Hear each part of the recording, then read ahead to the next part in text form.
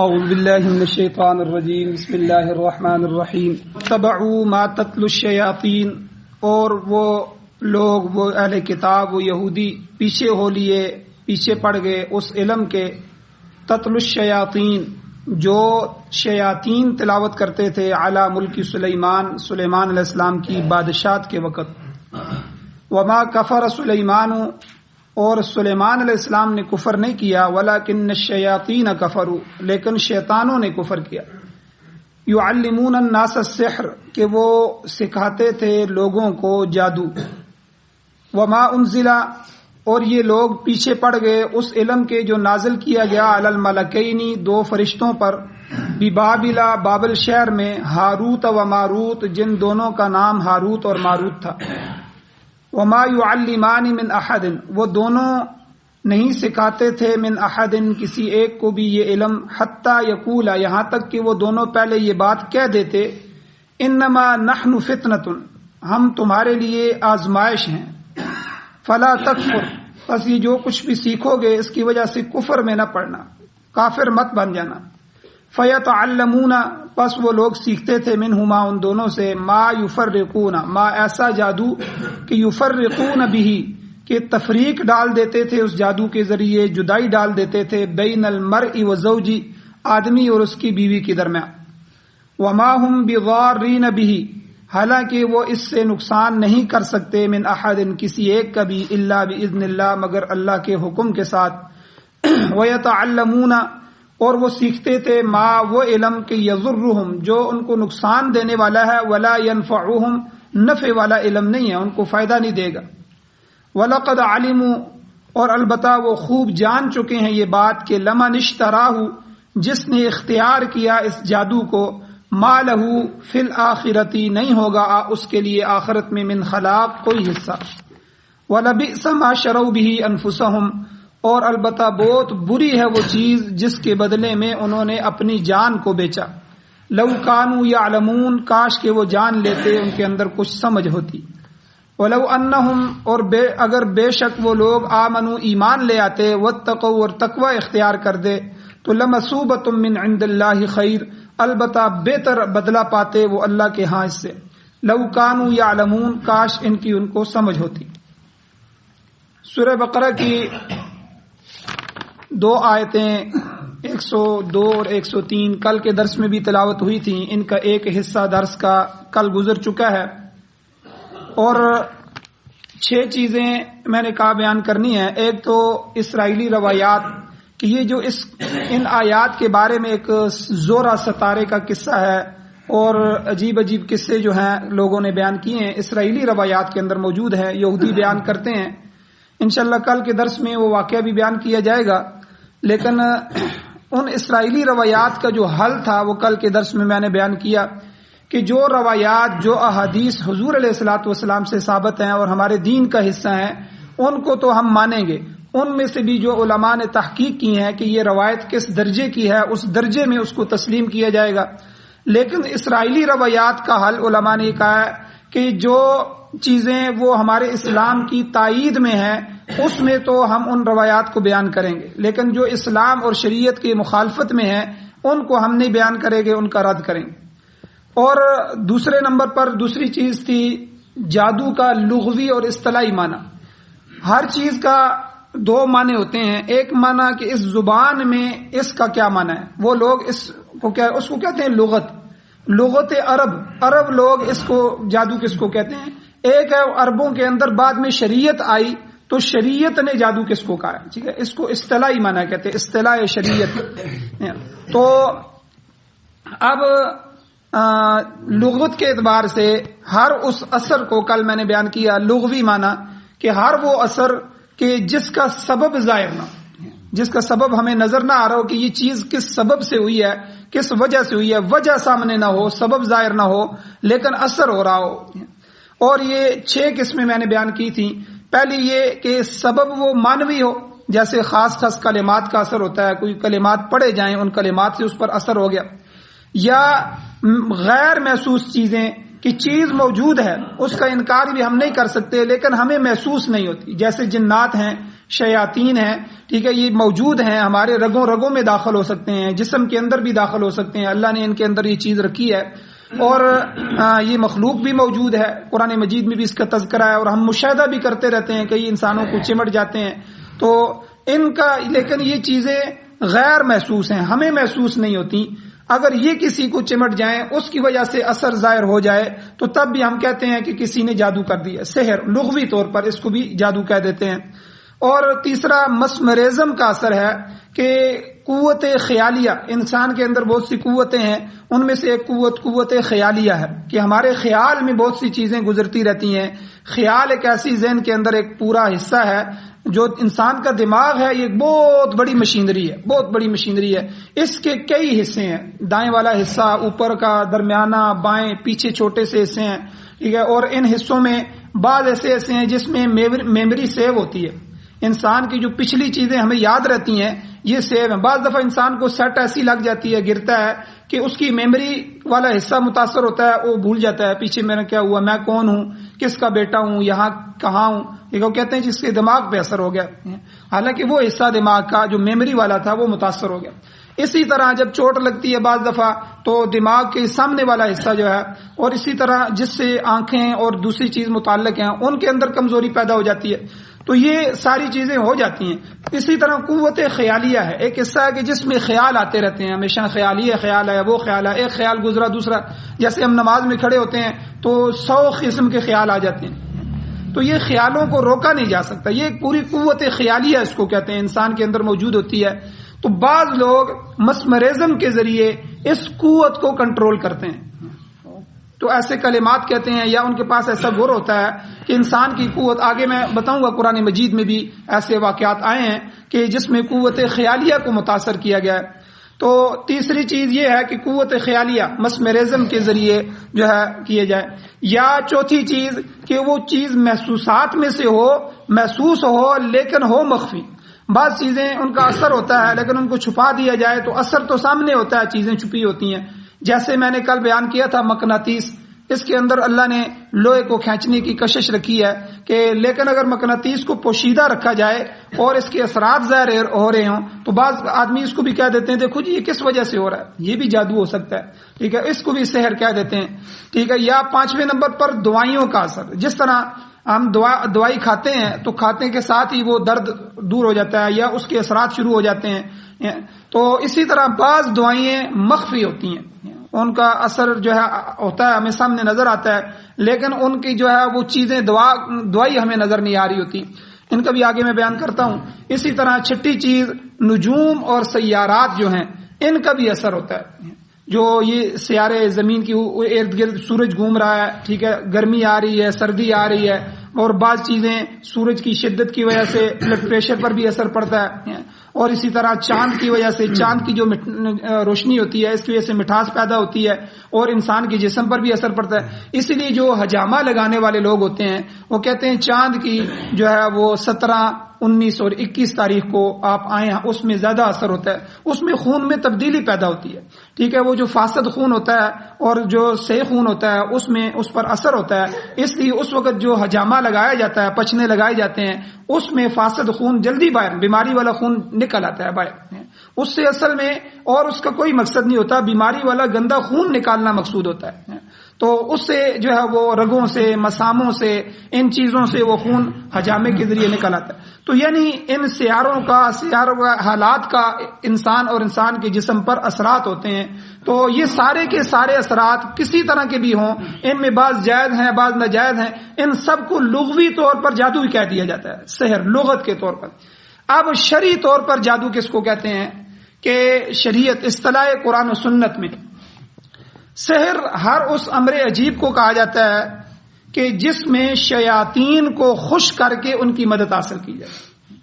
شریعت اس کو جادو کہتی ہے کہ جس میں شیطانوں کو خوش کیا جائے۔ اب شیطانوں کو راضی کرنے کی مختلف صورتیں، پہلی صورت کہ کبھی ایسے منتر پڑے جاتے ہیں، ایسے منتر اختیار کیے جاتے ہیں جن میں کفریہ اور شرکیہ کلمات ہوتے ہیں، تو اب ان منتروں کو جب پڑھا جاتا ہے تو اس سے شیطان خوش ہوتا ہے، اس میں کفر ہی کفر ہوتا ہے، کفر سے تو ویسے ہی شیاطین خوش ہوتے ہیں۔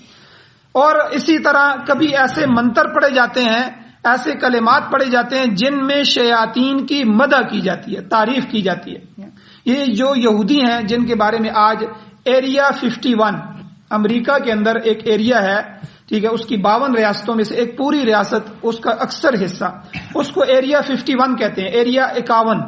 اس کے اندر ان کے وزیر اعظم کو بھی جانے کی اجازت نہیں۔ اب وہاں کیا ہو رہا ہے اور وہ وہاں کیا کر رہے ہیں، اس کے بارے میں علماء نے بڑی تحقیق لکھی ہے کہ وہاں وہ ایسے شعبے اور ایسی چیزیں ایجاد کر رہے ہیں اور ایسی چیزیں جہاں دنیا کو جانے کی اجازت نہیں۔ جب ان کے وزیر اعظم کو جانے کی اجازت نہیں ہے تو پھر اور کس کو اجازت ہوگی؟ تو وہ پورا ایریا جو ہے انہوں نے کنٹرول کیا ہوا ہے اور سختی کے ساتھ وہاں کسی چیز کی اجازت نہیں ہے۔ اب وہاں وہ یہی چیزیں سیکھتے ہیں، جادو اور اس قسم کی چیزیں۔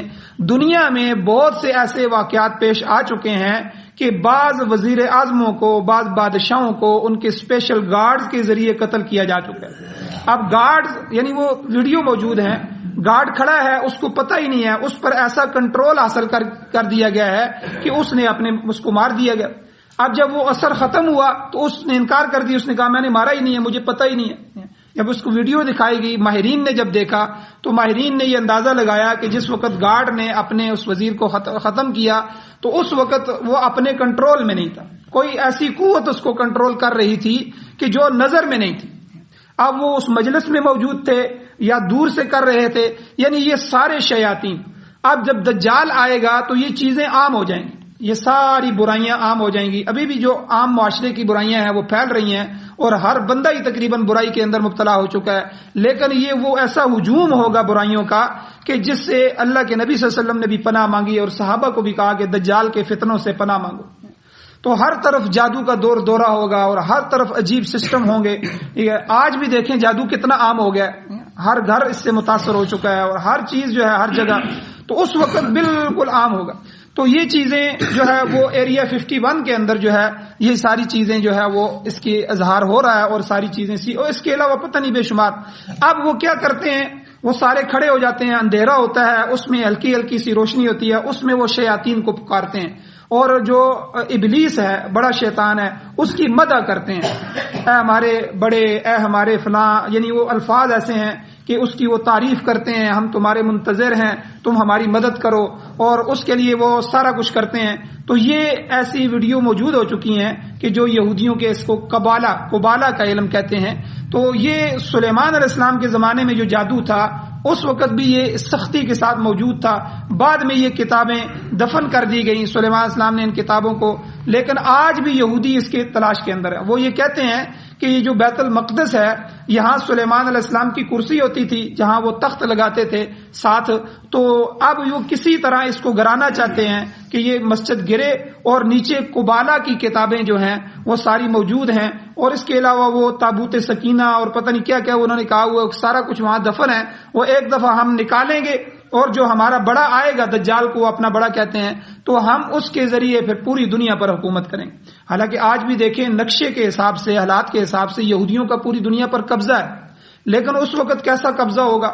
پھر حضرت عیسیٰ علیہ السلام تشریف لائیں گے، دجال کو قتل کریں گے، یہودیوں کو قتل عام ہوگا، ٹھیک ہے، لیکن پہلے یہ فتنے ظہور پذیر ہوں گے، پہلے یہ فتنے آئیں گے۔ تو یہ جادو شریعت کہتی ہے کہ جس میں شیاطین کو خوش کیا جائے، ان میں سے پہلی صورت کیا ہے کہ ایسے منتر اختیار کیے جائیں جن میں کفریہ شرکیہ کلمات ہوں اور شیاطین کی مدح کی گئی ہو۔ دوسری صورت کہ کواکب اور نجوم اور سیارات جو ہیں، ان سیاروں کی، ستاروں کی عبادت کی جائے، اس سے بھی شیطان خوش ہوتا ہے کہ وہ لوگ سیاروں کی عبادت کرتے ہیں، ستاروں کو پوجتے ہیں، ان کی مدح کرتے ہیں، ان سے مدد مانگتے ہیں، تو شیاطین بھی ان کے پاس حاضر ہو جاتے ہیں۔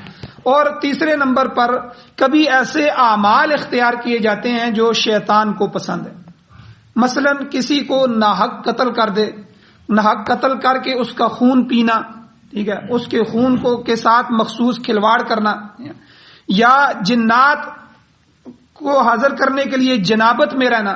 بعض آدمی پر غسل واجب ہو جاتا ہے، وہ پوری زندگی جو ہے وہ غسل کرتے ہی نہیں، نماز روزہ زکوٰۃ تو ویسے ہی ہے ہی نہیں، کیونکہ ان چیزوں سے تو جادو ٹوٹتا ہے، ٹھیک ہے، تو وہ عبادت وغیرہ تقویٰ تو ہے ہی نہیں، نجاست اور جنابت جو ہے جنابت کی حالت میں، اس لیے یاد رکھیں بعض ہمارے نوجوان بھی ٹھیک ہے وہ کہتے ہیں ہم نماز روزہ تو کرتے نہیں، کون سا مسجد میں جانا ہے، جب ان کو احتلام ہو جائے یا کوئی ایسی جنابت ہو جائے کہ جس میں غسل فرض ہو جاتا ہے تو وہ غسل نہیں کرتے، بس اسی طرح زندگی گزار رہے ہوتے ہیں.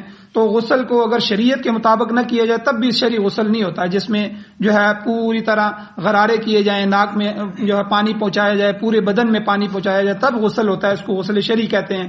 ایک ہے نہانا، ویسے ہی نہا لیا، نہانے سے غسل نہیں ہوتا. تو غسل کے لیے تینوں چیزیں ہیں کہ پورے غرارے کیے جائیں ٹھیک ہے گلے میں، اور ناک کی اس ہڈی تک پانی کو پہنچایا جائے ٹھیک ہے، اور پورے بدن میں کوئی ایک بال کے برابر بھی حصہ جو ہے وہ خشک نہ رہ جائے ٹھیک ہے. تو یہ سارے تینوں کی تینوں چیزیں شرائط ہیں یہ غسل کے لیے، یہ پوری ہو جائیں تب غسل جو ہے وہ پورا ہوگا. تو بعض لوگ نہیں کرتے، اسی طرح رہتے ہیں. تو اسی طرح جنابت کی حالت میں رہنا، نجاست کی حالت میں رہنا، طہارت سے اجتناب کرنا.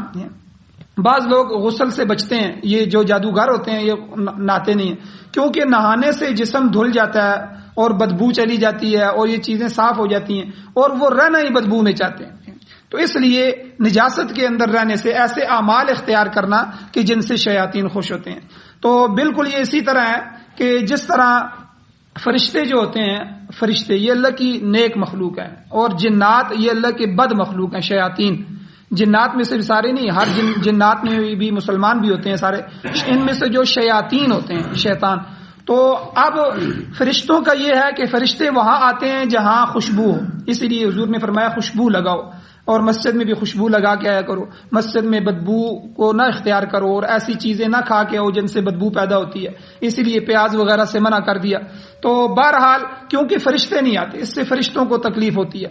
فرشتے ایک امن والا پاکیزہ خوشبودار ماحول چاہتے ہیں، کیونکہ ان کے مزاج ہی ایسا اللہ نے رکھا ہے. تو اسی لیے حضور نے فرمایا کہ جب کوئی آدمی تلاوت کرتا ہے، جب کوئی نیک مجلس ہوتی ہے تو فرشتے ایسی مجالس کو ڈھونڈتے ہیں، تلاش کرتے ہیں کہ کہیں دنیا میں ایسا مجلس ہو کہ کوئی اللہ کا بندہ بیٹھا ہوا ذکر کر رہا ہو، کوئی تلاوت کر رہا ہو، پھر اس کے ارد گرد جمع ہونا شروع ہوتے ہیں. حضور نے فرمایا یہاں تک کہ آسمان تک جمع ہو جاتے ہیں ایسی مجلس کو، اور وہاں تک لے کے جاتے ہیں اس کو، اور پھر اس کے عمل کو اٹھا کے اللہ کے پاس لے کے جاتے ہیں. تو یعنی ایسے اعمال کو فرشتے تک. اسی طرح جنات شیاطین ایسے عمل کو تلاش کرتے ہیں کہ کون آدمی گندا ہے، جتنی گندگی میں ہوگا اس کے ساتھ چمٹیں گے، اس کے پاس حاضر بھی ہوں گے. اسی لیے جو عورتیں جادو کرتی ہیں وہ اکثر ایام حیض میں کرتی ہیں، اس میں ان کا جادو زیادہ مؤثر ہوتا ہے کیونکہ وہ گندگی میں ہوتی ہیں. تو یہ تو ہو گیا جادو. اس کے علاوہ جو شعبدے ہیں، بعض شعبدہ بازی دکھاتے ہیں، شعبدے دکھاتے ہیں، ٹوٹکے دکھا دیا، کوئی ہاتھ کی چلاکی دکھا دی، یا مسمرزم ہے کہ قوت خیالیہ میں خیال کے اندر وہ چیز ہمیں نظر آنے لگی ٹھیک ہے. ان کو مجازن جادو کہہ دیتے ہیں، یہ جادو ہوتا نہیں ہے، یہ کھیل کہہ لیں اس کو یا کچھ بھی کہہ لیں. تو اب جادو کی 3 قسمیں ہو گئی. پہلی قسم صرف نظر بندی اور تخیل، یعنی جس میں کوئی حقیقت نہیں ہوتی، لیکن بعض شعبدہ باز جو ہوتے ہیں وہ اپنی ہاتھ کی چلاکی سے ایسے کام کرتے ہیں کہ عام لوگوں کی نظریں اس کو دیکھنے سے قاصر ہوتی ہیں. آپ نے دیکھا ہوگا کہ ایک آدمی کے ہاتھ میں رومال پکڑا ہوا ہے، وہ اس طرح کرتا ہے تو وہ کبوتر بن جاتا ہے، یہ دکھاتے ہیں. اور بعض دفعہ ہم نے ایک دفعہ خود بھی دیکھا کہ وہ ایسا قوت خیالیہ کو آپ کو اپنی طرف متوجہ کریں گے، بھائی ادھر دیکھو، میری طرف دیکھو، دیکھ رہے ہو مجھے؟ جی میں دیکھ رہا ہوں، ادھر توجہ کرو. اب وہ پوری توجہ جب آپ کی ہو جائے گی اور لوگوں کو بھی متوجہ کر دیں گے، اب ایک پاؤں پہ سارے کھڑے ہیں، دیکھ رہے ہیں کیا ہوگا کیا ہوگا، یعنی ساری توجہ سارا خیال اس کی طرف ہو گیا. اب اس سارے خیال کو وہ ایک چیز کی طرف لے کے آتے ہیں، کچھ کلمات پڑھتے ہیں، تو جو کچھ دکھانا چاہتے ہیں ہوتا کچھ بھی نہیں حقیقت میں، لیکن وہ ہمیں دکھا رہے ہوتے ہیں. اب ہمارے ایک عزیز تھے، مجھے یاد ہے بچپن میں، تو ایک جگہ ہم اپنے سٹاپ پہ گئے تو وہاں یہ بیٹھا ہوا تھا، تو اس نے اس کے جسم کا ایک حصہ جو ہے وہ غائب کر دیا. اس نے کہا توجہ کرو، سب کو ایک طرف متوجہ کیا. اب اس کو کہا کہ دیکھو، مثلا کان تھا یا کوئی بھی حصہ، اس کو کہا کہ اب اس کو ہاتھ لگاؤ، وہ موجود ہے. اس نے دیکھا، اس نے کہا یہ میرا کان کدھر گیا؟ اب اس نے شور مچایا، رونا، مجھے کان دو جی، کان دو، میرا کان نہیں ہے. ٹھیک ہے، اب سب دیکھ رہے ہیں کہ واقعی اس کا کان غائب ہے، حالانکہ وہ غائب نہیں تھا، لیکن ان کی نظروں پر اثر کیا تھا کہ وہ دیکھ رہے تھے کہ وہاں سے وہ غائب ہے. تو یہ نظر کی طاقت بہت بڑی طاقت. اس لیے حضور نے فرمایا کہ نظر بد بھی لگ جاتی ہے، اچھی نظر بھی ہوتی ہے، اچھی نظر سے جسم بچوں کا پھولتا ہے، اس لیے ماشاءاللہ کہا کرو کہ اس نظر سے جسم جو ہے اچھا ہوتا ہے. اور جو ہے اگر ماشاءاللہ نہیں کہیں گے وہ نظر بری ہو گئی، نظر بد لگ گئی، تو نظر بد سے حضور نے کیا فرمایا حدیث میں کہ نظر بد جو ہے وہ اونٹ کو ہانڈی میں پہنچا دیتی. حدیث میں حضور نے فرمایا، یعنی اتنا تکڑا اونٹ تھا، پتہ ہی نہیں چلا، چند دنوں میں اس کی ہڈیاں نکل آئیں، ٹھیک ہے، اور گر گیا، مر گیا. تو یعنی یہ نظر ایک بہت بڑی طاقت ہے، قوت خیالیہ، ٹھیک ہے، یہ انسان کے اندر بڑی بڑی طاقتیں ہیں. انسان ایک طاقت سے کتنے بڑے بڑے کام کر سکتا ہے. تو یہ ہمت کی جو طاقت اللہ نے دی ہے، انسان ہمت کر جائے تو سمندروں کے اندر رستہ بنا دے، سمندروں کے اندر بلڈنگیں بنا دے. اب انسان نے ہمت کی ہے تو فضا کے اندر اس نے اپنے جو ہے ایئرپورٹ بنا لی ہیں، جہازوں کے ایئرپورٹ بنا لیے، پتہ نہیں کیا کیا کر رہا ہے. تو یعنی یہ ساری ہمتیں، یہ ساری قوتیں اللہ نے انسان، قوت غضبیہ ہے، انسان کے غصے کی قوت ہے، اگر یہ بفر جائے تو پوری دنیا کو تہس نہس کر دے. شہوت کی قوت ہے، شہوت کی قوت کو شریعت نے کہا کنٹرول کرو، نکاح کرو، نکاح کے اندر اس کو جو ہے دفن کرو، ٹھیک ہے. اور معاشرے کے، ورنہ معاشرے کے اندر ایسا فساد آتا ہے اگر یہ قوت شہویہ خراب ہو جائے. تو آپ دیکھ رہے ہیں کتنے حالات خراب ہو رہے ہیں، نوجوان نسل، نوجوان، اور یورپ کے اندر کتنے حالات خراب. تو یہ ساری قوتیں، بصریہ ہے، قوت سمعیہ ہے، سننے کی قوت ہے، یہ ساری، ان میں سے قوت خیالیہ جو ہوتی ہے پہلی قسم کا جادو، کہ وہ جو شبدہ باز ہوتا ہے اپنے ہاتھ کی چلاکی سے اس کو جو ہے وہ قابو کرتا ہے اور انسان کے دماغ پر ایسا اثر ڈالتا ہے کہ وہ ایک چیز کو آنکھوں سے دیکھتا اور محسوس کرتا ہے مگر حقیقت میں وہ نہیں ہوتا. اور دوسرا، کبھی یہ اثر شیاطین کے ذریعے بھی ہوتا ہے کہ جس پر وہ اثر ڈال رہے ہیں اس کی آنکھوں اور دماغ پر ایسا اثر ڈالا جائے کہ وہ ایک غیر واقعی چیز کو جو حقیقت میں نہیں ہے اس کو حقیقت سمجھنے لگے. اب قرآن پاک کی طرف آتے ہیں کہ ایسا کوئی واقعہ قرآن میں اللہ نے بیان فرمایا. جی، فرعون کے جو جادوگر تھے، فرعون جو موسیٰ علیہ السلام کے مقابلے میں آئے تھے، جنہوں نے رسیاں ڈالی تھی، ان کے ہاتھ میں رسیاں تھیں اور رسیاں نیچے جا کے وہ سانپ بن گئے. موسیٰ علیہ السلام نے آسا ڈالا، موسیٰ علیہ السلام کا آسا اژدہا بن گیا. ادھر معجزہ تھا، ادھر جادو تھا، ٹھیک ہے، نبی کا معجزہ تھا، چیز ایک ہی ہوئی ہے. ان کا آسا لاٹھی اژدہا بن گیا، ان کی رسیاں وہ سانپ بن گئے، ٹھیک ہے. تو اب ادھر جادو تھا، انہوں نے جادو کیا، نظر بندی کی، اور ادھر جو ہوا تھا یہ نبوت کا معجزہ تھا. اور اسی وجہ سے جادوگروں کو پتا تھا، جادو کرنے والا تو اپنے فن کو جانتا ہے، انہوں نے دیکھ لیا کہ جو نبی دکھلا رہا ہے یہ جادو نہیں ہے، اگر جادو ہوتا تو ہمارے علم کے مطابق ہوتا. اس لیے یہ معجزہ ہے، کوئی ایسی قوت ان کے ساتھ ہے اللہ کی کہ جس نے ان کو اژدہا بنا لیا، اور اژدہا نے سارے سانپوں کو کھا لیا، وہ ساری رسیاں نگل لی. اور پھر جب موسیٰ علیہ السلام نے پکڑا تو پھر لاٹھی بن گئی. اللہ نے کہا موسیٰ لا تخف، ڈریے نہ. پہلی دفعہ تو وہ ایسا ہوا، پھر وہ جب انہوں نے پکڑا اژدہا، اتنا بڑا اژدہا تھا، اس کو پکڑا تو وہ لاٹھی بن گئی جو موسیٰ علیہ السلام کی اپنی لاٹھی. تو یعنی اس کو اللہ نے ارشاد فرمایا قرآن میں کہ سحروا اعین الناس، کہ انہوں نے لوگوں کی آنکھوں پر جادو کر دیا. قرآن نے یہ الفاظ استعمال کیے ہیں. اور ایک جگہ، دوسری جگہ اللہ نے اس کو اور وضاحت سے فرمایا یخیل الیہ من سحرہم انہا تسعی، کہ ان کے سحر سے موسیٰ علیہ السلام نے یہ خیال کیا، ان کو یہ خیال آنے لگا انہا تسعی، کہ یہ جو رسیاں انہوں نے ڈالی ہیں یہ سانپ دوڑ رہے ہیں.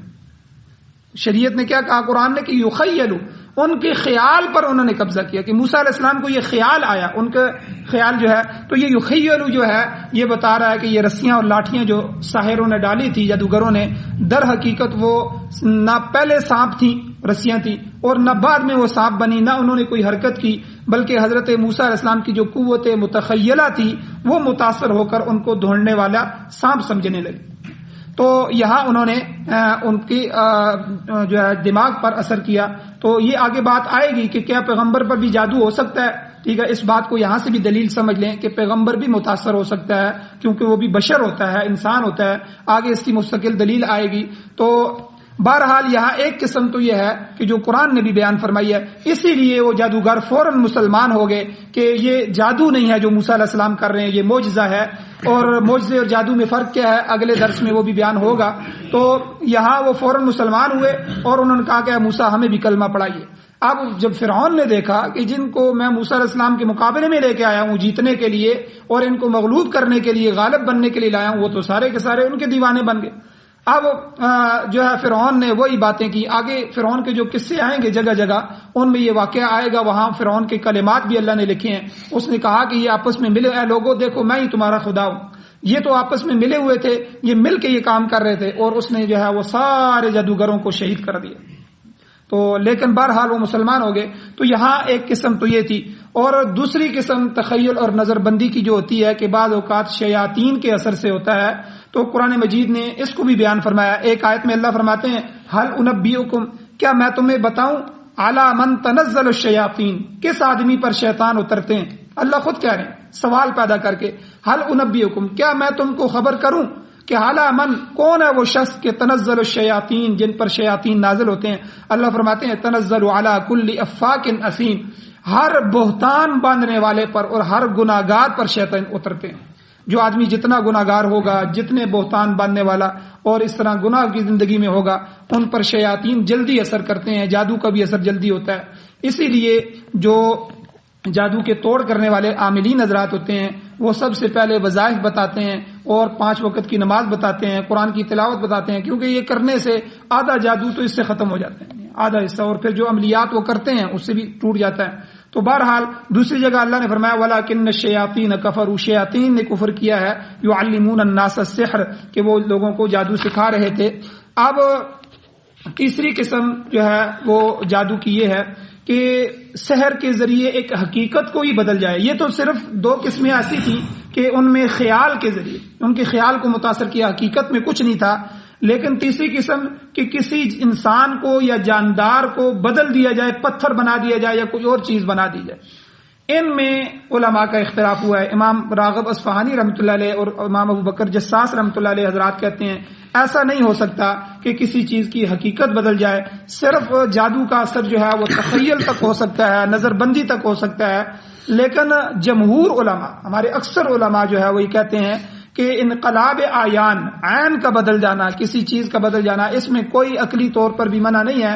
ایسا ہو سکتا ہے کہ کوئی جسم جو ہے وہ پتھر بنا دیا جائے. تو اس کے لیے وہ ایک دلیل دیتے ہیں، حضور کی حدیث موجود ہے.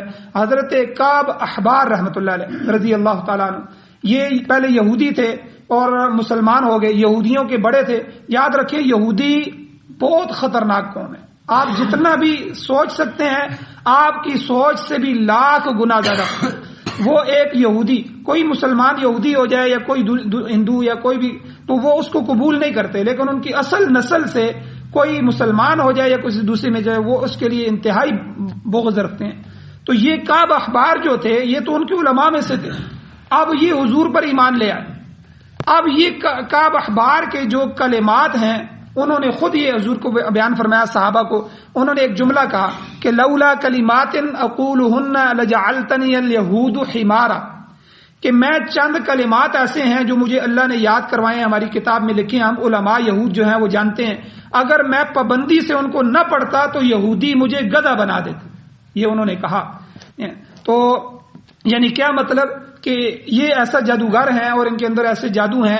تو یہاں مجازن بے وقوف بنانے کو بھی کہتے ہیں گدھا بنانا، لیکن حقیقت جو ہے یہاں مراد لی گئی ہے کہ یعنی میں بلا ناغا پابندی کے ساتھ وہ کلمات پڑھتا ہوں. اگر وہ کلمات میں نہ پڑھتا تو یہودی اتنے خطرناک ہیں کیونکہ ان کو بڑی تکلیف ہوئی کہ میں مسلمان ہوں، اللہ کے نبی پہ میں صحابی بنا ہوں.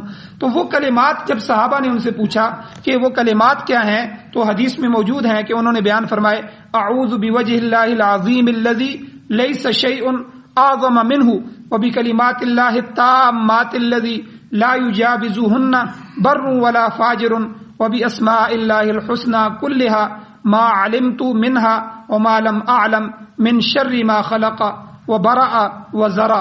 یہ وہ کلمات تھے جو انہوں نے صحابہ کو بتائے کہ میں جو ہے پابندی کے ساتھ یہ کلمات پڑھتا ہوں. اگر میں یہ نہ پڑھتا تو یہودی مجھ پر جادو کرتے اور جادو کے زور سے مجھے گدھا بنا دیتے، میری جنس کو ہی بدل دیتے. تو یہ کلمات یاد بھی کرنے چاہیے اور ان کو پڑھتا رہنا چاہیے. تو اس کا ترجمہ بھی میں آپ کو بتا دیتا ہوں کہ میں اللہ عظیم جو ہے اس کی پناہ پکڑتا ہوں جس سے بڑا کوئی بھی نہیں ہے، اور میں پناہ پکڑتا ہوں اللہ کے کلمات تام میں سے کہ جتنے بھی کلمات ہیں ان کلمات کی جن سے کوئی نیک اور بد انسان آگے نہیں نکل سکتا، اور پناہ پکڑتا ہوں اللہ کے تمام اسماء حسنہ کی، جن کو میں جانتا ہوں اور جن کو میں نہیں جانتا، ہر اس چیز کے شر سے جن کو اللہ تعالیٰ نے پیدا کیا اور جس کو وجود دیا اور جس کو اللہ نے پھیلایا۔ تو یعنی یہ وہ کلمات ہیں جن کلمات کو یاد کرنا چاہیے، اور ان کو اپنے بچوں کو بھی یاد کروانا چاہیے، خود بھی اس کا معمول کرنا چاہیے۔ اور اس کے علاوہ آخری جو صورتیں ہیں، قل اعوذ برب الفلق، قل اعوذ برب الناس، یہ بڑی اکثیر ہیں جادو کو توڑنے کے لیے، اور ان کو بھی یاد کرنا چاہیے اپنے بچوں کو بھی، اور ان کا دم کرنا چاہیے اپنے اوپر بھی، بچوں کے اوپر بھی، اور ان کو زبانی یاد کروائیں، ان کو پڑھائیں بھی، خود بھی پڑھتے رہیں۔